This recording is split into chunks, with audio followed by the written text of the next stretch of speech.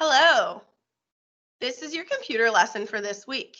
Today we're going to be learning about infographics. I'm going to share a short video about what an infographic is.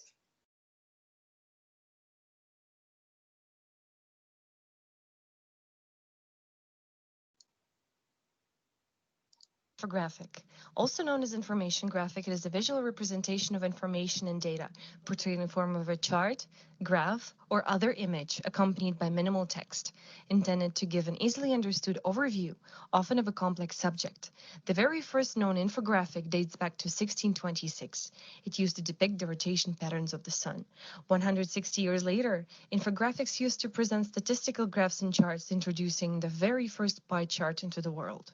Around 1820s, geographical maps called supersigns included frames, scales, and agreed map legends, but essentially they were just infographics used by geographers that consisted of symbols, icons, and indexes as representations. In Victorian England, a simple nurse used information graphics to persuade the Queen to improve conditions in military hospitals. But when we speak of information graphics as we know them today, we have to truly thank Edward Tufte, the pioneer in data visualization, often referred to as the Da Vinci of data, as his design principles and theories on good data visualization can be seen in many websites, magazines, and prints that we use today. But why do we use them?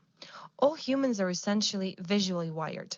50% of our brain is involved in visual processing of information that we observe from our surroundings. 70% of all human sensory receptors are located in the eyes, and it takes essentially just 10 milliseconds for a human brain to understand the observed visual scene, 150 milliseconds to process a written symbol, and 100 milliseconds to attach meaning to it. Our brain's visual system allows us to identify trends and patterns in the information we observe. And in the age of information overload, our brain seeks for fast solutions in understanding the world that surrounds us. Today, we receive 5 times as much information as we did in the 1980s. We consume around 34 gigabytes of information on an average day, and that's just outside work. The amount of the visualized information in literature increased in 400% since the 1990s, and a gigantic 9,900% increase of visuals on the internet, and that's just since 2007. Only 28% of words on a web page are actually read on an average visit. And infographics have proved to provide us information in a clear and quick way. Color visuals are proved to increase willingness to read and are labeled as more engaging information source. Visual icons and medical prescriptions increase the rate of understanding of the label up to 95%. And using a visual map to follow directions helps people understand their geographical orientation up to 300% better than people just following textual directions. Our brain's memory is essentially visual, as we tend to remember up to 80% of the things we see and do compared to what we hear or read.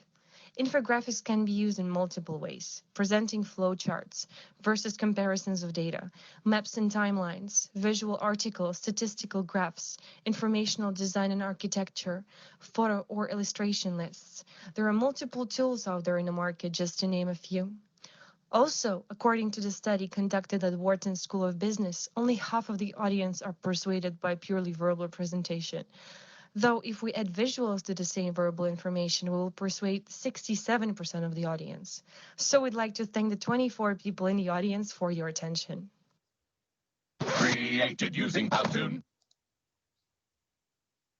All right, so I know that in her video she spoke very quickly, but it was the video that I found that really explained what an infographic is the best. So I'm going to pull up my infographic presentation. So this is my opening page, and it just says about infographics. Infographics is a representation of information in a graphic format designed to make the data easier to understand at a glance. So you may have heard the term visual learners. Through scientific data, they found that a lot of students and adults are visual learners. So when you pair data with visuals, it's easier to understand. I could tell you a statistic, but if you're looking at a picture of a statistic, you're more likely to remember that. So we're going to take a look at an infographic that I have, and I'm going to post this in your underneath the video so that you can look at the questions. I'm going to post the link to the infographic, so when I get to it, I just click on it, and it takes me to the website. And this infographic is about the art of science of game-based learning. Okay, so it says the title at the top, Gaming in the Classroom, the art of science of game-based learning. There's a little quote, gamification should be about driving learning and behavioral change. And then here they start with the statistics. Gaming in America, 13 hours weekly average time that gamers play. 97% of youth play computer and video games. This article was written in 2016, so I'm sure that these numbers are even higher now. But when you're answering the questions in the quiz that I put after the infographic, you're going to use the infographic for your information. So I'm not going to look at the whole infographic. If I want to see it, I press view full, because I'm going to be asking you questions about it to see if you're able to easily get the information from it. So infographics are